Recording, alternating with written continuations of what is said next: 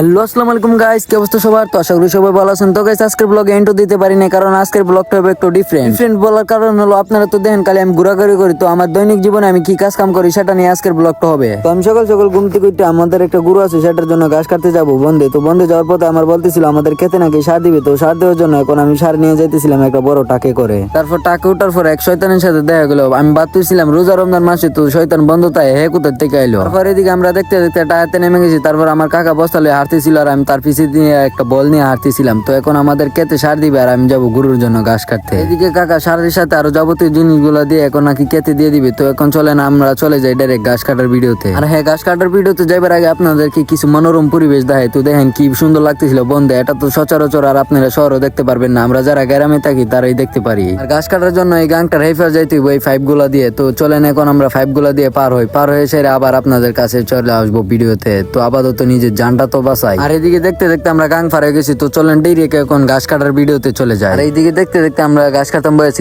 তো ঘাস কাটাম বয়ে আপনাকে কিছু কথা বলে রাখি, যারা এমন সুন্দর সুন্দর মিনি ব্লগ দেখতে চান তাহলে আমার এই ইউটিউব চ্যানেলটাকে সাবস্ক্রাইব করে রাখবেন। ধন্যবাদ। চলেন এখন আমরা মূল ভিডিওর কথাতে চলে যাই। মূল ভিডিওর কথা হলো গাইস, আমরা হচ্ছে গ্রামের ছেলে, আমরা রোজা রেখে সারাদিন এইসব কাজ কাম করতে পারি। তো এখন রমজান মাস, সারাদিন রোজা রেখে এইসব কাম আমাদের করতে হয়, কারণ আমরা হচ্ছে পুরুষ মানুষ, আমাদের একটু কষ্ট করতেই হবে। কথা বলতে বলতে আমার ঘাস কাটা শেষ হয়ে গেছে। তো এখন আমি ঘাস বস্তার মিজে বুড়ে ডাইরেক্ট চলে যাবো বাড়িতে। তো দেখেন আমি কিভাবে ঘাসগুলো ভরতেছিলাম। আমরা ঘাসগুলো বস্তার মিজে ভরি মূলত এই যে নিচের থেকে ঘাসগুলো নিয়ে বস্তার মিজে মুট করে যাতায়াত তুইতেছিলাম, যাতে বেশি করে এলো ওই বস্তাতে। তো দেখতে দেখতে আমার বস্তা ভরা শেষ হয়ে গেছে। তো গাইস আমাদের আজকের ব্লগটা পর্যন্ত। যদি নেক্সট ব্লগ দেখতে চান তো আপনারা এই চ্যানেলটাকে ফটাফট সাবস্ক্রাইব করে রাখেন। ধন্যবাদ।